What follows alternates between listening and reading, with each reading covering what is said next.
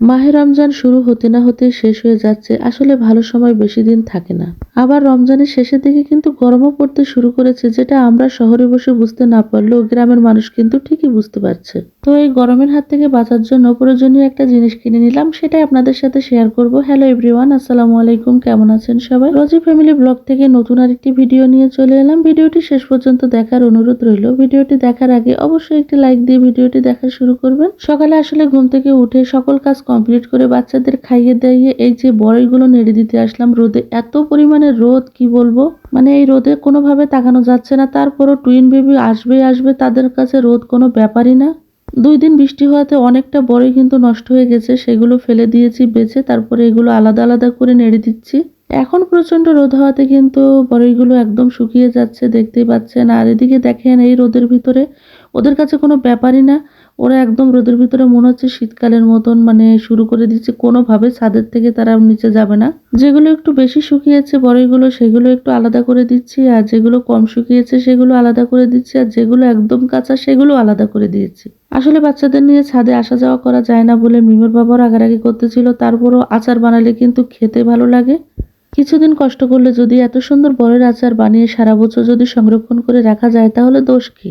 একটু কষ্ট তো করাই যেতে পারে, কিন্তু বাচ্চাদের জন্য আসলে উপরে আসাটা একটু টাফ হয়ে যায়। তারপরে ওদের সাথে করে নিয়ে আসি, কিছু করার নেই। তো রোদ থেকে এসে আসলে বসিয়ে রেখে কিছুক্ষণ বিশ্রাম করে তারপরে ওদেরকে গোসল করার জন্য ছেড়ে দিলাম। যেহেতু গরম পড়ে গেছে, এখন শুধু গোসলই করতে চাই। শীতকালে তো কোনোভাবে বাথরুমে টেনে টুনেও নিয়ে যাওয়া যেত না গরম পানি দিয়ে, তারপরেও যেতে চাইতো না। এখন তো সুযোগ পেলেই বাথরুমে দৌড় মারে। যতই বাথরুমে দরজা বন্ধ করে রাখি, নিজেরা খুলতে পারে। আসলে ভিডিও শুরুতে যেটা বলতেছিলাম, আসলে বাচ্চারাদের জন্য আজকে 25 বছর বিবাহিত জীবনে চাইলে এসি একটা কিনতে পারতাম, কিন্তু কখনো কিনিনি। কারণ আমি গ্রামের মেয়ে, আমরা দুজনেই গ্রামের মানুষ। তো আমাদের গরম সহ্য করা অভ্যাস আছে, আর এটা আমাদের কাছে বিলাসিতা মনে হতো। কিন্তু বাচ্চাদের জন্য এখন মনে হচ্ছে যে এসি একটা দরকার, এই জন্য একটা এসি কিনেই নিলাম। যেহেতু এসির দাম পরপর বেড়ে যাবে, গরম পড়তে শুরু করেছে, তো এটা কিনে নিলাম আর আপনাদের সাথে শেয়ার করলাম। এসি আগে বিলাসিতা মনে হলো, এটা কিন্তু এখন সম্পূর্ণ প্রয়োজন হয়ে গিয়েছে। যেহেতু গরম যখন পড়ে, প্রচন্ড গরম পড়ে, আর বাচ্চাদের জন্য এটা খুবই দরকার।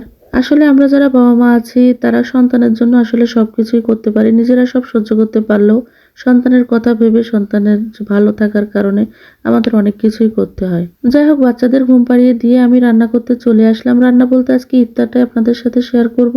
আসলে ফালুদাটা রান্না করব আর কি, রাঁধুনি ফালুদা মিক্সড যেটা, সেটাই আমি আজকে রান্না করে নিব। তো আমি এর ভিতরে দেখেন ছোট্ট একটা ফ্রাই প্যান দিয়েছি, কারণ জেলিটা তৈরি করতে গেলে বড় জিনিসের ভিতরে দিলে ওটা লেগে যায়। এই ফ্রাই প্যানটা আমার খুবই প্রিয়, কিন্তু এটার ভিতরে তেল পড়ে গিয়ে মানে নিচে পড়ে গিয়ে ডান্টিটা ভেঙে গিয়েছে। তারপরেও এটা আমার ফেলতে মনে চায় না। এটা আমি ডিম ভাজার জন্য কিনেছিলাম, এত ভালো লাগতো ডিম ভাজতে। তো এখনো ভাজি, ডান্টিটা নষ্ট হয়ে গেছে, তাতে কি হয়েছে। ছোট কাপের 1 কাপ পানি দিয়ে কিন্তু জেলিটা 5 মিনিট যাবত ফুটিয়ে নিতে হবে। 5 মিনিটের কম ফোটালে কিন্তু ভালোভাবে জেলি হবে না। দেখতেই পাচ্ছেন, আমি আলাদা আলাদা করে পাত্রে জেলিটা ঢেলে নিয়েছি। 5 মিনিট করে জাল দিয়ে নিয়েছি। নিয়ে এটাকে ঠান্ডা হলে তারপরে ফ্রিজে রেখে দিব। যেহেতু এই ফালুদা মিক্সটা কিন্তু ভ্যানিলা ফ্লেভার, এর জন্য আইসক্রিমটাও ভ্যানিলা আইসক্রিম এনে আমি ডিপে রেখে দিয়েছি। আসলে এতে অনেকে আইসক্রিম দেয় না, ঠান্ডা করে নিয়ে তারপরে মিক্সটা করে খায়, কিন্তু আইসক্রিমটা দিলে কিন্তু ভালো লাগে, এই জন্য আমি আইসক্রিমটা আনিয়ে নিয়েছি। জেলিটা কিন্তু অবশ্যই 5টা মিনিট ভালো করে জাল দিতে হবে। পানি বেশি হয়ে গেলে কিন্তু জেলিটা একদমই ভালো হবে না। আর 5 মিনিট চালানোর পরে এটা দেওয়ার সঙ্গে সঙ্গেই কিন্তু একদম জমে গিয়েছে। ফালুদাটা রান্না করার জন্য কিন্তু আমি ফ্রাই প্যান দিয়ে দিলাম। এতে 1 কেজি পরিমাণ আমি দুধ দিয়ে দিয়েছি, মানে প্যাকেট দুধ যেটা। আমি আড়ং-এর 1 কেজি দুধ দিয়েছি। এতে লিকুইড দুধ, গরুর দুধ মানে গুঁড়া দুধ লিকুইড করেও দেওয়া যেতে পারে, কোনো সমস্যা নেই। এই লিকুইড দুধের ভিতরে কিন্তু আমি কিছুটা গুঁড়া দুধও দিয়ে দিয়েছি, যাতে দুধটা একটু ঘন হয় আর খেতে আরো ভালো লাগে। দুধটা উতরানো পর্যন্ত অপেক্ষা করব, তারপরে এর ভিতরে ফালুদা মিক্সটা দিয়ে দেবো। এতে কোনো রকম কোনো চিনি লবণ কোনো কিছুই দিতে হবে না, সবকিছু এর ভিতরে থাকে। আর এটা দুধটা যত ঘন হবে তত কিন্তু এটা খেতে অসাধারণ লাগে, আর যেটা খুবই ভালো লেগেছিল। আর বিশেষ করে এই রমজানে গরম পড়ার সাথে সাথে কিন্তু ভাজাভুজিটা আর খেতে ভালো লাগে না। সারাদিন পরে একটু ঠান্ডা ঠান্ডা কিছু হলে কিন্তু খুবই ভালো হয়, আর যেটা শরীরের পক্ষেও ভালো। তো আমি ফালুদা মিক্সটা কিন্তু দিয়ে দিয়েছি দুধের ভিতরে। তো এটা আমি সময় নিয়ে একটু জ্বালিয়ে নেব, বেশি জালও দেওয়া যাচ্ছে না, কারণ এটা উতরে পড়ে যাবে। এটা আসলে একটু তাড়াতাড়ি বানিয়ে নিচ্ছিলাম, কারণ হলো এটা ডিপে রেখে দেবো আমি, যাতে যেহেতু গরম পড়ে গেছে একটু ঠান্ডা ঠান্ডা হলে কিন্তু ভালোই লাগে। খুব বেশি ঠান্ডা শরীরের পক্ষে ভালো না হলেও কিন্তু এই রমজানে এটা আর কেউ মানছে না, একটু ঠান্ডা ঠান্ডা সবাই খেতে চাচ্ছে। দুধের সাথে আর সুন্দর করে ভিতরে যে মিক্সটা আছে সেটা একটু গলে গেলে তারপরে কিন্তু এটাকে আমি নামিয়ে নিয়ে তারপরে ঠান্ডা করে তারপরে ডিপে রাখবো।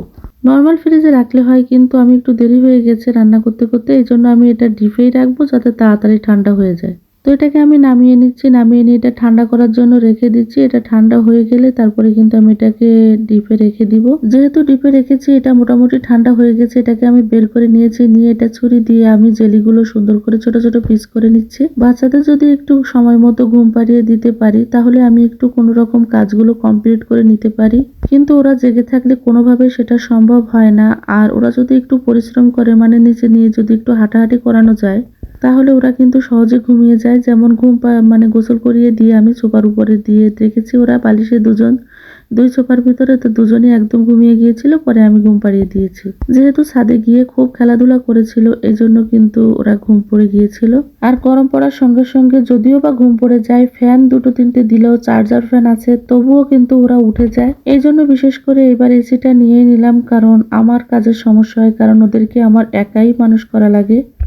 আসলে তাড়াহুড়ো করে ইফতারটা মোটামুটি রেডি করেই ফেললাম। ছোলা ছিল আর এদিকে তো ফালুদাও ছিল, খেজুর ছিল, তারপরে তরমুজ ছিল। এগুলো দিয়ে আজকে ইফতার আলহামদুলিল্লাহ হয়ে গিয়েছিল। তো ইফতারটা কমপ্লিট করার পরে অনেকগুলো থালাবাটি জমে গিয়েছিল, তো সেগুলো আমি মোটামুটি সব ধুয়ে নিচ্ছিলাম। আসলে সব ভিডিও আপনাদের সাথে শেয়ার করা হয় না, আমি বাচ্চাদের জন্য সেইভাবে ভিডিও ক্লিপ নিতেও পারি না। তো যতটুকু নিতে পারি ততটুকুই আপনাদের সাথে শেয়ার করি। যেহেতু আমি নতুন চ্যানেল খুলেছি, আমার আগেও একটা চ্যানেল ছিল, তাই সেই চ্যানেলে কিছুটা সমস্যা হওয়ার কারণে কিন্তু ওই চ্যানেলটাতে আমি আর ভিডিও দেই না। তো এটাতে দিচ্ছি, আর বাচ্চারাও আমার খুব ছোট, এই জন্য আমি সেইভাবে হয়তো সব ভিডিও শেয়ার করতে পারি না, কিন্তু আস্তে আস্তে সব ভিডিও শেয়ার করব। আরও বিশেষ করে ভিডিও শেয়ার করতে পারি না কারণ ভিডিও অনেক বড় হয়ে যায় আর ভয়েস দিতে খুব কষ্ট হয়ে যায় বাচ্চাদের জন্য। আমি ভয়েস দিব আর ওদেরকে রাখার কেউ নেই, আমি কতবার যে ভয়েসটা দেয়া লাগে, খুব কষ্ট করে এই ভয়েস দিতে হয়। আসলে আমরা যারা বাচ্চা কাচ্চা নিয়ে ভিডিও করি তারপরে ভয়েস দেই তারাই একমাত্র বুঝতে পারে যে আসলে কত কষ্ট হয় ভয়েসটা দিতে। ভিডিও করতে আসলে যতটা না কষ্ট হয় ভয়েস দিতে তার 3 ডাবল কষ্ট হয়, কারণ আমার বাচ্চারা দৌড় মেরে মেরে চলে আসে, তো ওদের সামনে তো ওইভাবে আসলে ভয়েস দেয়া যায় না। এজন্য কতবার যে লাগে ভয়েস দিতে, এই জন্য সবসময় বড় ভিডিও ছাড়তে পারি না। সারাদিনের রুটিন শেয়ার করতে গেলে অনেক বড় হয়ে যায় ভিডিওটা, যেটা আসলে আমার ভয়েস দিতে সমস্যা হয়ে যায়। এই জন্য ছোট ছোট করে ভিডিও দেই আর আপনাদের সাথে অ্যাক্টিভ থাকার চেষ্টা করি, যে আমি ইউটিউবে অ্যাক্টিভ আছি। আস্তে আস্তে আমার বেবিরা বড় হয়ে গেলে আমি সহজে সবকিছু করতে পারবো। সেই পর্যন্ত আশা করছি আপনারা আমার পাশে থাকবেন। আর আমার ভিডিওটি যদি কোথাও ভালো লেগে থাকে তো আমার চ্যানেলের পাশে থাকবেন, আমার চ্যানেলটা সাবস্ক্রাইব করে দিবেন। আমার কথায় যদি কোনো রকম কোনো ভুল ত্রুটি হয় অবশ্যই ক্ষমা সুন্দর দৃষ্টিতে দেখবেন, যেহেতু আমি নতুন, অনেক অনেক ভুল হতে পারে। ছোট ছোট ক্লিপ দেওয়ার পরেও কিন্তু ভিডিওটা অনেক বড় হয়ে গেছে, এই জন্য যতটা পেরেছি শেয়ার করেছি। রান্নাবান্না আর আজকে শেয়ার করলাম না। আজকে এ পর্যন্তই। ভালো থাকবেন, সুস্থ থাকবেন সবাই। আল্লাহ হাফেজ।